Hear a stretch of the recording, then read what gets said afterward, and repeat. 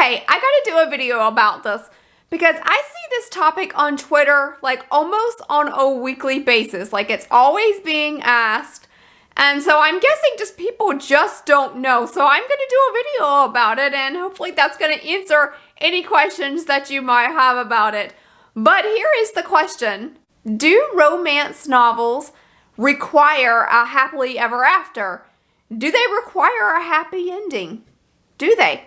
And the answer is, I'm just going to go ahead and tell you the answer, and then I'm going to explain to you why it's the right answer. The answer is yes. Yes, yes.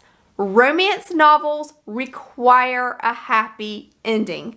If you call your book a romance, let's just go ahead and get this out of the way.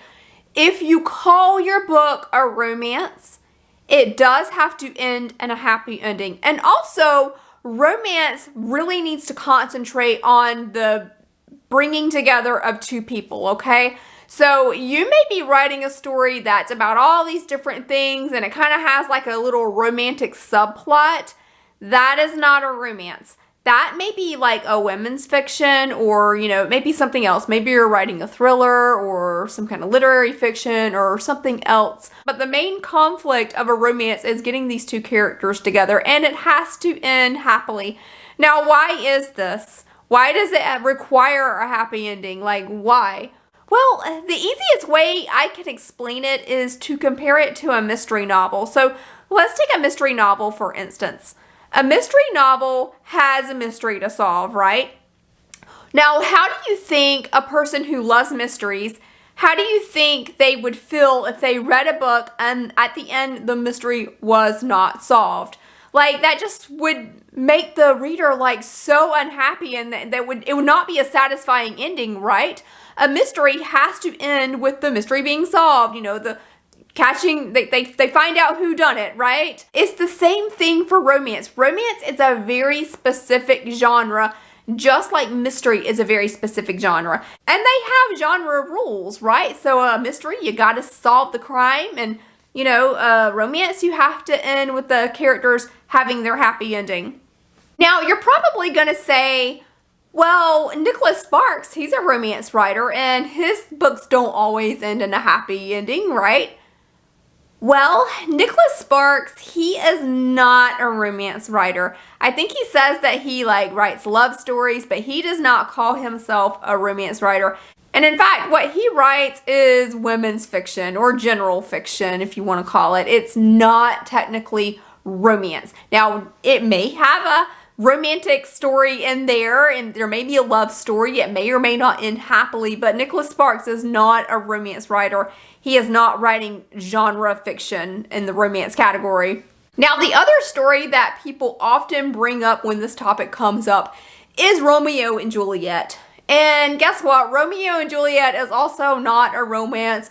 Romeo and Juliet is a tragedy. And I think it even says that in the title, if I'm not mistaken. I think it's actually called The Tragedy of Romeo and Juliet. I mean, correct me if I'm wrong, but it doesn't even matter. It may or may not be in the title, but it's definitely a tragedy.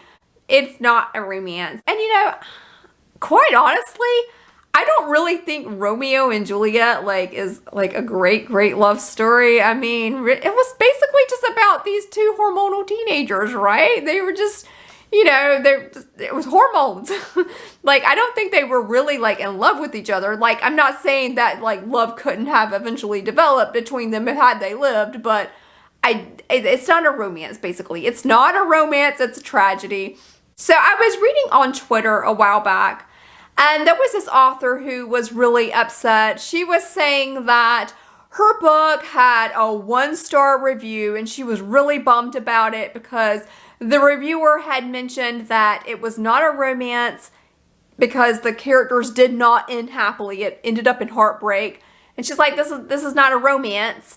And the author was really upset by this 1-star review. And she came on Twitter and she's like, is this true? I had no idea. Is this true?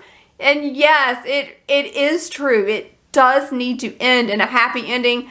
You'll see it as HEA, as happily ever after, or sometimes you can have an HFN, which is happy for now.